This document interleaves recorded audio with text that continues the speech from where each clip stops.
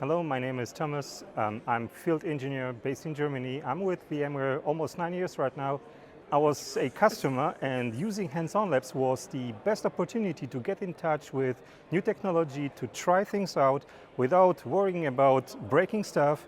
And this time I was working on operations-based hands-on labs, and one of them is the Management Pack Builder hands-on lab. If you would like to introduce or integrate third-party devices, applications into your operations environment, you can simply use this no-code solution to easily create your own packs to bring it into operations and enhance your monitoring above what you have right now out of the box.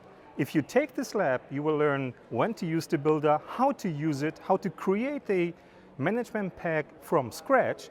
And if you have any questions, the experts are here to help you bring your own devices, applications with their own specific metrics and properties, relationships into our operation, and use all those new information the same way you're using in our operations with the out-of-the-box devices, in dashboards, alert definitions, views, etc.